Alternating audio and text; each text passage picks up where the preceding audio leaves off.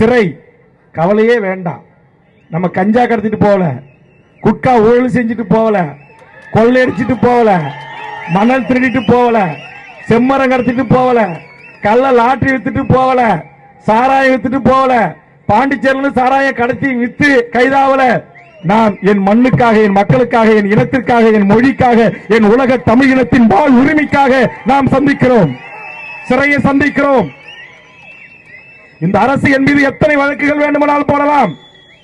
காவல்துறை நேர்மையான அதிகாரிகளே, உங்களை அணுகி உங்கள் அனுமதி பற்றி இது போன்ற ஆர்ப்பாட்டங்களை நடத்தி நாங்கள் முடித்து சென்ற பிறகு மீண்டும் நீங்கள் எங்கள் மீது வழக்கை போட்டு நீதிமன்றத்தில் எங்களுக்கு சம்மன் அனுப்பீர்கள் என்று சொன்னால் வார்த்தை சுத்தமாக இருக்க வேண்டும்.